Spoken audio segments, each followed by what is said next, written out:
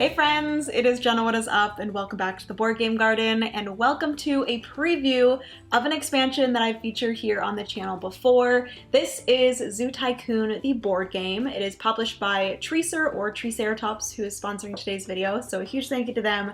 And it's designed by Mark Durr as well as Samuel Luterbacher, and I did do a full video on this. They did a campaign of this I think it was back in late, maybe 2022, early 2022. I don't exactly remember when the campaign was for this one, but it has fulfilled since, and they do now have a new expansion coming out for it. So this right here is what I'm going to be focusing on today. But if you guys do want to know all about the base game, like I said, I will put the link to the video that I did earlier for that up here as well as in the description. So that's going to be going over the base game and how that plays and more about that, because today I'm going to be solely focusing on Zoo Tycoon, the board game, the New Shores expansion. So this is the box right here. It is actually the exact same size as the base game here, and it is going to add a bunch of different things into the base game. But the nice thing about it is that it is adding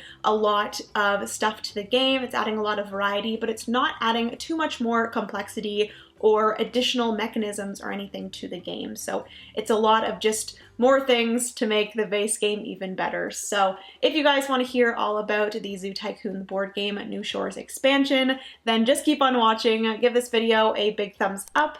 Also hit the subscribe button down below if you've yet to do so. We'd love to have you here in the garden. And without further ado, let's get into this preview of Zoo Tycoon the board game New Shores expansion, shall we? All right, so quickly before I get into all of the things that come in the new expansion, all the things that are new and what gets added, I do want to quickly go over just a brief overview of how exactly Zoo Tycoon the board game is played.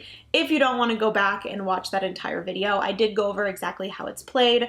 But in Zoo Tycoon the board game, you're going to be playing over various years, and each year you're going to be going through the 4 seasons, so spring, summer, fall, and winter, or autumn and winter in the game. And you are going to be building up a zoo on a zoo board. I will have some B-roll of those things here, but you're going to have a zoo board, and you are going to be placing different tiles and different enclosures. These enclosures are going to be made up of these square tiles of different biomes, and you are going to be creating these enclosures for these specific animals. So in the base game, there are a ton of different animals that you can choose from. You're going to be going to this main kind of animal exchange board. You're going to be gaining animals, specific animals of different levels, and you're going to be gaining, you know, some males, some females, bringing them into your zoo. You're going to be trying to create a zoo as good as possible to make the animals as happy as possible. So that's a really big focus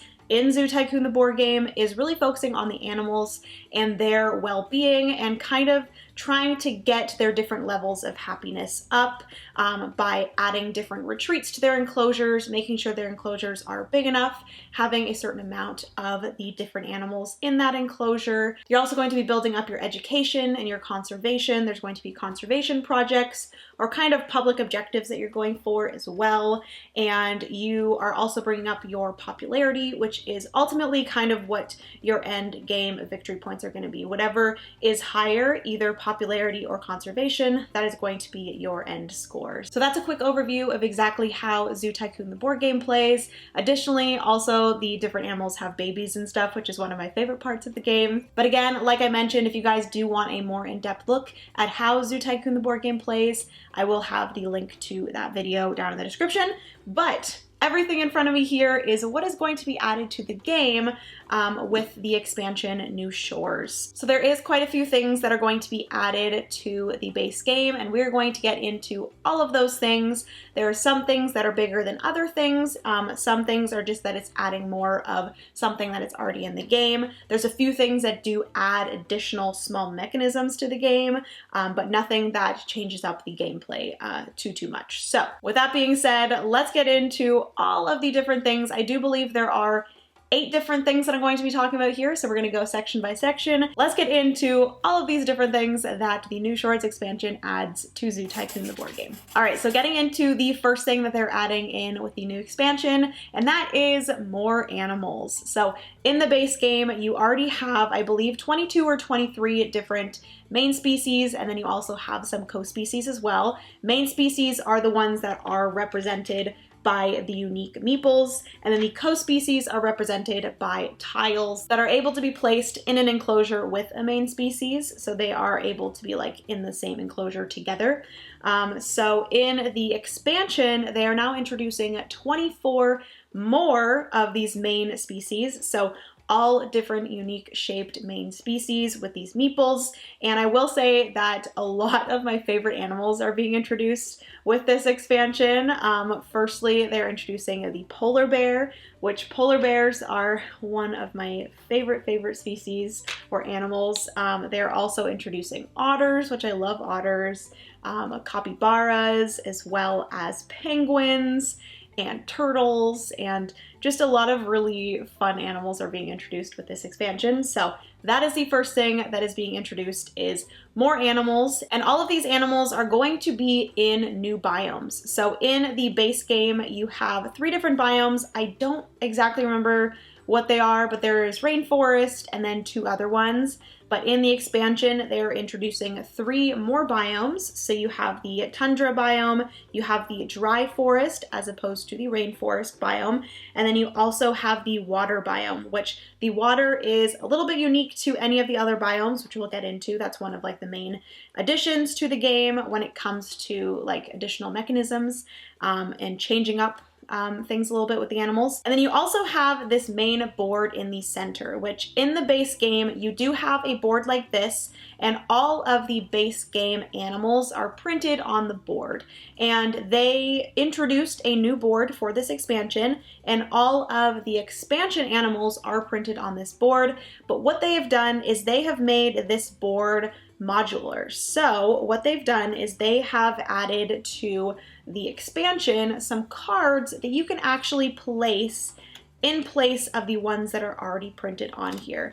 And these are going to be the species in the base game so that you can actually mix and match some animals from the expansion as well as some animals from the base game. So all of the expansion ones are here, and then if you wanted to get rid of some of the ones that are in the expansion and replace them with some of the ones that you're familiar with from the base game, you could just cover up some of the ones from here. They do also in the rule book have a little outline of how to best create a balanced board and like what you should be replacing with another animal, things like that.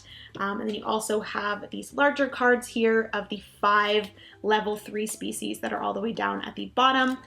These ones include the like reintroduce mechanism, which I do believe I went over in the base game, but basically it's when you have offspring, you are able to add them to these for this introduce or reintroduce mechanism, and you can gain victory points for kind of reintroducing that species into the wild or into the zoo, because I guess these ones are becoming extinct and or being close to extinct, so you're trying to reintroduce more of that species.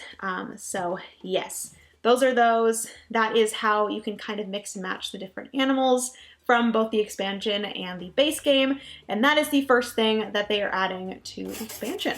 All right, so the next few things are going to be smaller additions to the game, but it brings in a little bit more variety to the game. So the first thing is going to be animals that can be placed in different biomes. So for most animals, or pretty much all animals in Zoo Tycoon the board game, there is only going to be one biome that they can be placed in, one biome that their enclosures can be made out of. That's going to be represented by the little banner that their name is on the cards, and also at the top of all of the animals on the main board.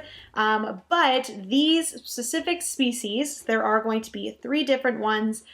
They are going to be able to be placed on one or another biome. So they are, or adds a little bit of flexibility to the game. So there's going to be these guys right here, which are the white-nosed coaties, I believe. So they can be placed in either a dry forest or a rainforest, I believe. So that is the double-sided of them. And then you also have these guys right here, which I believe these are the anteaters, giant anteaters. They can as well be placed either in the rainforest or in the dry forest. So that adds a little bit of flexibility. And then lastly, you have these, which are the tundra swans, which can be placed either in, I forget what this specific one is, but it's either the tundra or I will put the name of it right here. It's blanking on me, but it is the third of the three different biomes in the base game.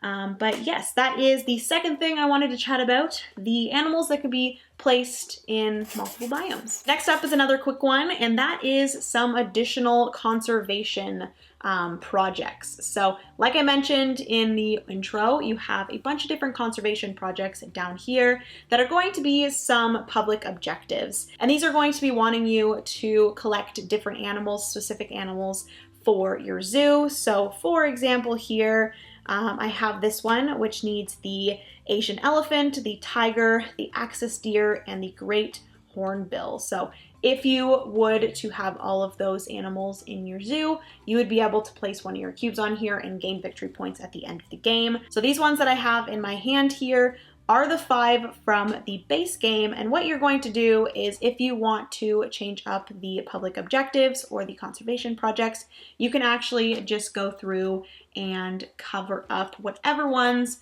from the expansion you don't want to play with and replace them with the ones from the base game. Moving on to the fourth thing that is being added. This is a small little change to the education booths. So there are education booths. These are tiles that you can add into your zoo. And basically in the base game, you are going to have these, and they were asking for 2 specific biomes, which was a little bit easier in the base game because there were only 3 different biomes. So there were only so many combinations of 2 of the biomes that you could have. So there were individual tiles for each of those combinations. So now that they have added 3 more biomes, there were just too many combinations of 2 different biomes from those 6 different ones. So what they've decided to do is create neutral biomes. So basically with these, you are still going to be able to use them in the same way, but you are just going to have to create your own like 2 different biomes. So they're not going to be 2 specific biomes that you have to place. It just has to be 2 different biomes of your choice. So you have the neutral booths here, the education booths. These are basically, if you are able to get 2 different biomes surrounding this tile, you will then be able to gain education, which education in the game is pretty important when it comes to scoring. I should also mention that with these, you will not be able to create 2 of the same combination. So every one of your neutral education booths will have to be a different combo of the 6, if that makes sense. So moving into the 5th thing that I'm going to be chatting about, and this is one of the larger things being added into the game with the expansion, and this has something to do with a new category of animal. And I forgot to mention it when I was talking about the animals before, but the main species, they're introducing 2 new categories, and that is the marsupials as well as the reptiles, which the reptiles is what I'm going to be talking about. And then for the co-species or the tiles, there are 4 different categories being introduced. There's one that I do not know how to pronounce. It starts with an X. I will put the word right here. I'm actually not 100% sure what these are, but those are being added, that category. There's also amphibians, invertebrates, as well as fish. So those are the 4 co-species that are being added. And then, like I said, marsupials as well as reptiles are being added for the main species. So getting to reptiles. Reptiles have a few different things that are going to add a little bit of fun new things to the game. One being eggs. And then the other thing being the reptile houses. So this little container here has reptile houses in them. They look like this. I will also be putting B-roll in so you guys can see those. So let's get into the first thing, which is the eggs. So reptiles are going to actually have offspring that are eggs. That is, correct when it comes to reptiles. They do not give birth, they lay eggs. And in the base game of Zoo Tycoon the board game, you're going to have a bag, and when an animal has offspring, there is a bag of pink and blue cubes representing the gender of the baby. If you roll a specific number and that animal does have babies, you do get buzz. Your zoo, has attention because there are new babies in the zoo and everyone loves babies. So you take those out of the bag randomly to distribute the different genders. But with the reptiles, you are actually going to be using eggs. And the eggs are going to be gender neutral because this really cool little fact is that when a reptile lays an egg, I don't know if it's all reptiles, but certain reptiles, when they lay eggs, the baby that's inside the egg doesn't actually have any X or Y chromosomes. So they are a neutral gender, and it's actually the temperature that creates the gender, which is very interesting to me. But anyways, the eggs are going to work the same as the baby cubes or the offspring cubes. So you can trade them at the animal exchange. You can place them on your board. You can also allow them to grow up to be that specific species if you want them. Any eggs left on your board at the end of the game are going to be negative victory points, so you do have to do something with them. And then additionally, you will be able to use some eggs on the Vivarium boards, which we'll get into that next. But yes, you have the gender neutral eggs, first off, for the reptiles. And then the second thing for the reptiles is going to be the reptile houses. So these are the reptile houses, and in the base game of Zoo Tycoon the board game, every animal is going to need a specific number of retreats, which are going to be little buildings that you have to add into their enclosure to make them the happiest that they can be. These are going to give them a home or a shelter to, make them comfortable and all those things. But as for the reptiles, you're going to have these reptile houses that are going to have to be placed adjacent to the enclosures. So these are actually not going to be placed on an enclosure tile. Typically with the retreats, those would be placed on the enclosure tiles, but with the reptile houses, they are actually going to be placed beside the enclosure tiles on the zoo board. So there's not going to be a tile underneath, it's just going to be placed right on the board. And this is actually going to be part of the enclosure. It's not going to count as open space because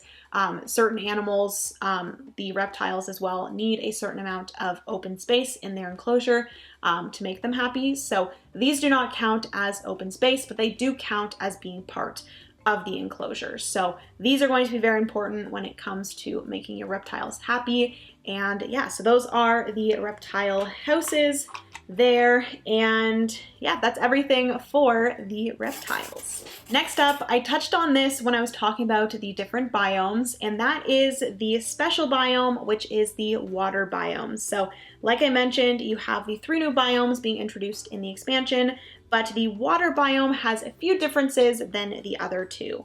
The first thing is that the water tiles are going to be used for the new water species. So like I said, the fish are being introduced. There's also water animals. So you have the otters and the manatee and the turtles and different things like that. And then you also have semi-aquatic animals. So these are going to be animals that need both, another terrain as well as water. So the otters, I do believe, are semi-aquatic. You also have the polar bears, which need some water, the penguins, different things like that. So I'll get into the semi-aquatic animals after this, but the water tiles are connected to the water animals.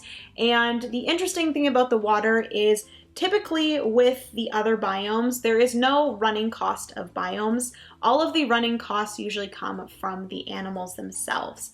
But for the specifically water species, they are not going to have any running costs themselves. It's more so in the tiles. So each water tile that you have in your zoo is going to have a running cost of 1. So the more water tiles that you put into your zoo, the more your running cost is going to go up, or how much you're going to have to spend to upkeep or for upkeep for your zoo. So that is the water species. So moving into the semi-aquatic animals, I've kind of already mentioned it, but you have all of the different semi-aquatic animals, which I will take out these cards here. These are all of the new cards for, oh, I forgot to mention the koala bears. They also have koala bears in this one. and I love koalas. I think my favorite ones being introduced in the game are the koala bears, the capybaras, the otters, and the polar bears, as well as the penguins. But let me find a semi-aquatic animal. So I did find the perfect one. I found my favorite polar bear. And basically the polar bear is a semi-aquatic animal where it needs in its enclosure both the tundra biome as well as some water or water biome tiles. And for how many you need in the enclosure, in the top left-hand corner, that is when you're always, or that's where you're always going to see the amount of popularity you're going to gain when this animal is introduced into your zoo.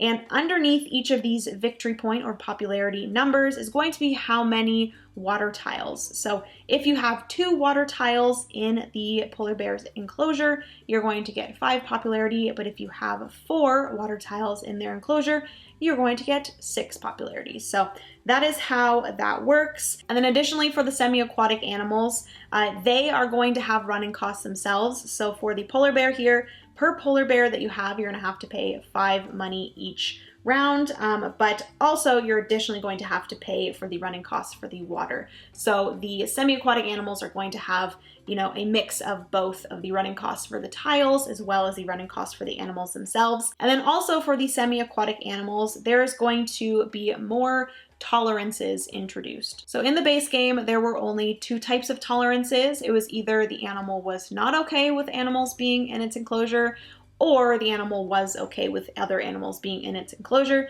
The polar bear, for the example here, is not tolerant to any things being in its enclosure, which makes sense, it's a polar bear. But there are 2 other tolerances that are introduced in this game. Animals that are tolerant to specifically water co-species, and then animals that are tolerant to both normal co-species as well as water co-species. So there are going to be some animals that are only tolerant to ones, or like only water co-species, so the ones that are just in the water. So animals that are just okay with, you know, fish swimming around, things like that.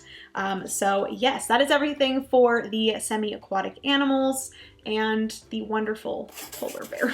And lastly, moving into the vivarium. So this is an additional little board that you're going to have at the beginning of the game. This is just simply going to be placed to the side of your zoo board. And this is a little mini game off to the side, which I think is very fun. And these are going to be vivarium species that you can purchase at the end of the autumn phase. So after the big phase of you being able to buy enclosure tiles and moving animals and buying different retreats and different things like that, this is like the biggest part of the main core game loop is the building phase. But once you are finished the building phase, you are actually going to do a snake draft of these vivarium species. So you're going to have this board here. It is going to have 4 spaces in the top row, 3 spaces in the middle row, and 3 spaces at the bottom. And basically you are trying to have all of these rows be completely filled by the end of the game. If you manage to do that, you do gain some more popularity at the end of the game, which is great. But this is, like I said, a little mini game that you are doing where basically you are trying to have the same theme in each row. And a theme is going to be either all of the same vivarium species with the same biome, with the same species, or with the same bonus. So each of these tiles, when you place the vivarium species into here, they're going to have some sort of bonus. Some of them are going to give you half a popularity, so you're going to need to get another half popularity species in order to gain that full popularity. There's going to be ones that just give you popularity. There's going to be ones that give you conservation. There's also going to be ones that allow you to roll a die, and then you are able to get some breeding out of them as well. Different things like that. So once you place them into there, you're going to be able to gain some sort of bonus. And you are trying to get, like I said, the same theme in each row. So you might have all of the same species in the top row, all of the same, biome in the second row, maybe all dry forest in the second row, and then in the third row, maybe it's all vivarium species that have a conservation bonus, things like that. And then if you are able to get them all by the end of the game, you gain popularity for each row that you've completed.